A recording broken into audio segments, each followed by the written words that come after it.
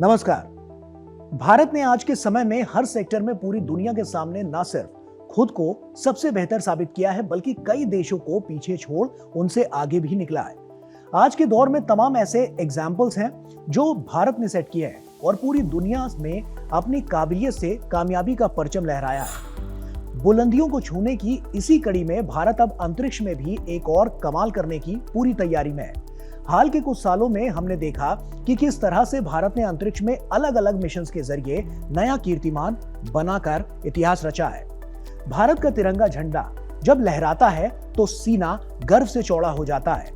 ऐसे में अब वक्त आ गया है कि तिरंगे को अंतरिक्ष में भी शान से फहराया जाए और भारत का खुद का स्पेस स्टेशन बनाया जाए। भारत ने अब वो सपना देख लिया है जो कभी सिर्फ अमेरिका, रूस और चीन जैसे देशों का खेल समझा जाता था, लेकिन अब भारत भी हर सपने को हकीकत में बदलने का दम रखता है और बड़े से बड़े मिशन के जरिए उन्हें अंजाम भी दिया जा रहा है। तो साइंस स्पार्क में आज हम आपको बताएंगे स्पेस सेक्टर में भारत के बढ़ते कद की और भारतीय स्पेस स्टेशन की कि कैसे और कब और किस तरह से भारत रच रहा है स्पेस सेक्टर में एक से बढ़कर एक कीर्तिमान।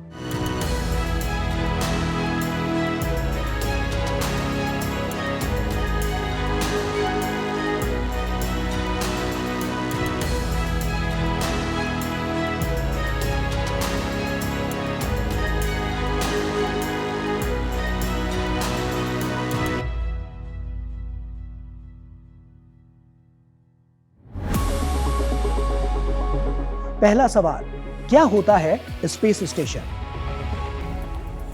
यह अंतरिक्ष में एक ऐसा स्टेशन होता है जहां वैज्ञानिक जाकर रुकते हैं और कई तरह के एक्सपेरिमेंट्स करते हैं। इसे ऐसे समझिए कि पृथ्वी से अंतरिक्ष में जाकर वहां पर रुकने की एक तरह की व्यवस्था होती है, जहां वैज्ञानिक लंबे समय तक रुक पाते हैं और आम जीवन की जरूरत की तमाम चीजें उन्हें वहां पर उपलब्ध कराई जाती हैं, जिससे वैज्ञानिक अंतरिक्ष में कई तरह के परीक्षण कर पाते हैं।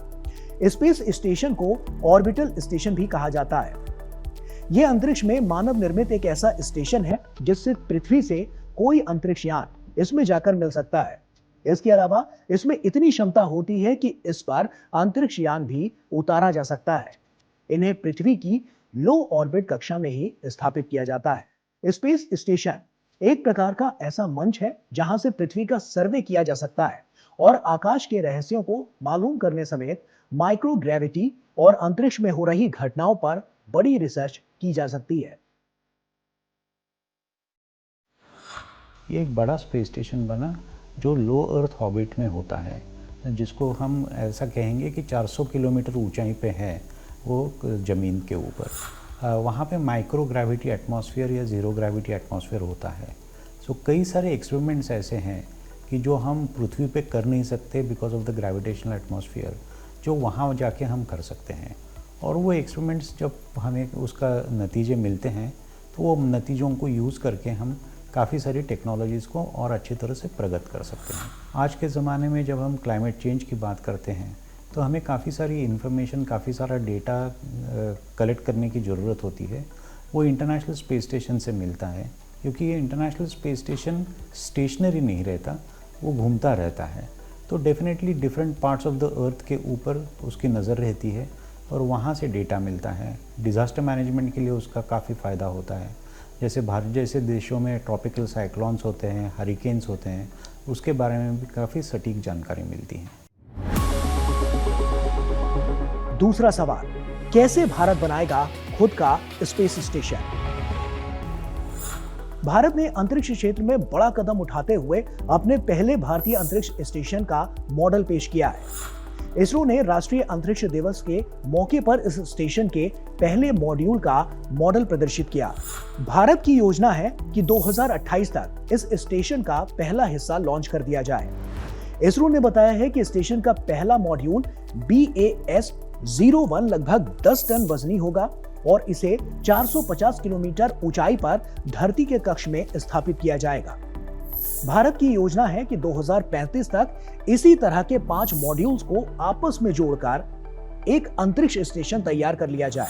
भारत का अभी हमने देखा कुछ महीने पहले हमने एक स्पेस एक्स करके एक एक्सपेरिमेंट किया था, जिसके जरिए हमने ये देखा था कि हम दो ऑब्जेक्ट्स को स्पेस के अंदर जोड़ सकते हैं। तो ये जो एक ऑपरेशन है कि जहाँ पे हम दो ऑब्जेक्ट्स को स्पेस के ऊपर जोड़ सकते हैं, उसका एक्सटेंशन इंटरनेशनल स्पेस स्टेशन होगा, क्योंकि हम इंटरनेशनल स्पेस स्टेशन के लिए 5 मॉड्यूल्स भेजेंगे। पहला मॉड्यूल 2028 में जाएगा और लास्ट मॉड्यूल अराउंड 2030-2035 तक जाएगा। और ये उम्मीद है कि जो भारतीय अंतरिक्ष स्टेशन होगा वो 2035 में पूरे मायने में कार्यरत रहेगा। ये स्पेस स्टेशन में ये उम्मीद है कि 3 एस्ट्रोनॉट्स कंटिन्यूसली वहाँ पर रह सकते हैं और वो काफ़ी एक्सपेरिमेंट्स कर सकते हैं, काफ़ी ऑब्जर्वेशंस ले सकते हैं।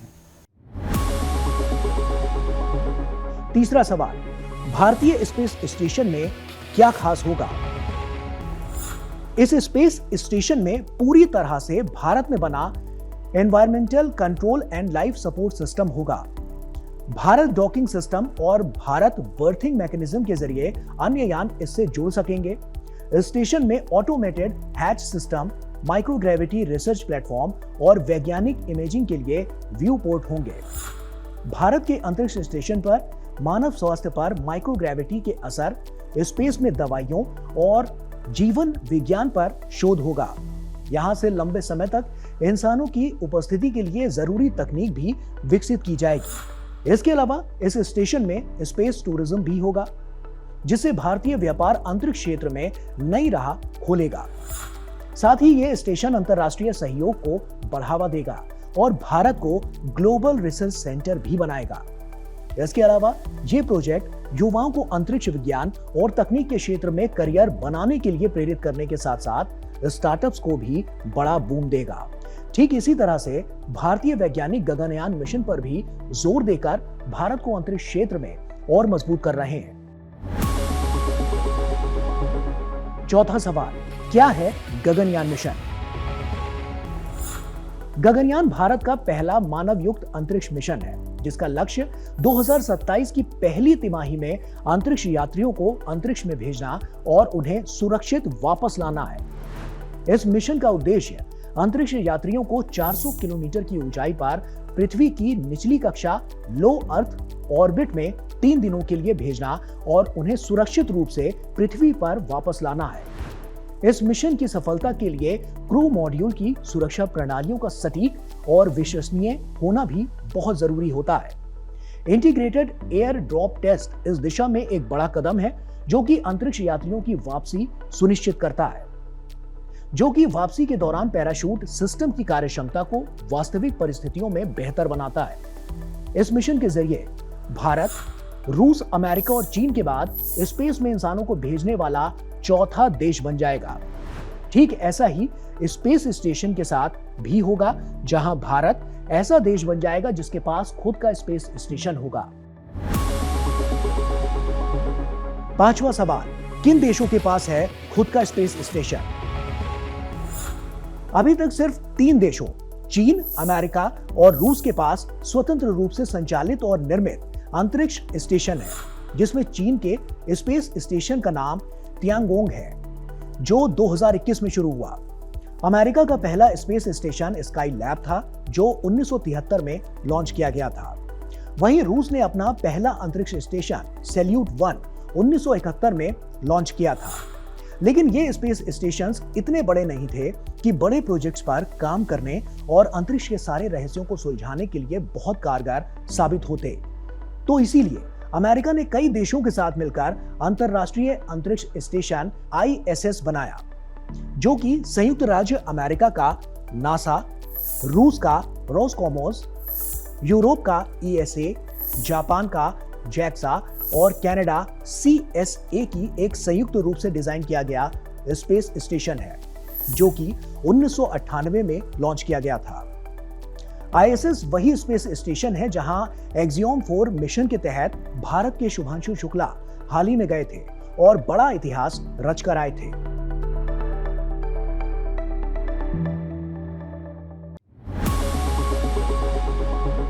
अगला सवाल, शुभांशु शुक्ला का अनुभव भारत के कितना काम आएगा? शुभांशु शुक्ला की अंतरिक्ष यात्रा भारत के लिए एक ऐतिहासिक उपलब्धि रही है। एल्जियम 4 मिशन के तहत 18 दिन तक ISS पर रहकर उन्होंने 60 से ज्यादा वैज्ञानिक प्रयोग किए, जिनमें भारत के लिए 7 विशेष प्रयोग शामिल थे। इन प्रयोगों में माइक्रोग्रेविटी में मूंग और मेथी उगाने जैसा अध्ययन भी किया गया। इसके अलावा माइक्रोग्रेविटी और मानव शरीर पर इसके प्रभावों के अध्ययनों से चिकित्सा विज्ञान में प्रगति मिलेगी, जो कि भविष्य के अंतरिक्ष मिशनों के लिए बहुत महत्वपूर्ण है। शुभांशु के अनुभव गगनयान और भारतीय अंतरिक्ष स्टेशन, जो कि अलग अलग मॉड्यूल के जरिए 2035 तक बनकर तैयार हो जाएगा, उसमें बड़ी भूमिका निभाएंगे। शुभांशु की यह अंतरिक्ष यात्रा न सिर्फ आत्मनिर्भर भारत बल्कि विश्व बंधु भारत के विजन को दुनिया के सामने लाएगी और वैश्विक अंतरिक्ष शक्ति के रूप में भारत की छवि को और मजबूत करेगी। कुछ आंकड़ों पर नजर डालें तो अंतरिक्ष बजट को 2013 से 14 के 5,600 करोड़ से बढ़ाकर 2025 से 26 में 13,400 करोड़ रुपए से ज्यादा का दिया गया है, जो लगभग 3 गुना वृद्धि है। और भारत की अंतरिक्ष अर्थव्यवस्था मौजूदा दौर में बढ़कर 8 अरब डॉलर हो गई है, जिसके अगले एक दशक में 44 अरब डॉलर तक पहुंचने की उम्मीद है। सरकार के बजट को बढ़ाने से वैज्ञानिकों का हौसला बढ़ेगा। भारतीय वैज्ञानिक न सिर्फ दिन रात मेहनत कर इन मिशनों को सफल बनाने की कोशिश कर रहे हैं, बल्कि भविष्य के रणनीतिक दृष्टिकोण को और मजबूत कर रहे हैं, जिससे अंतरिक्ष क्षेत्र में भारत तमाम संभावनाओं को पार कर ब्रह्मांड के रहस्यों का पता लगा सके और भारत को अंतरिक्ष के क्षेत्र में आत्मनिर्भर बना सके।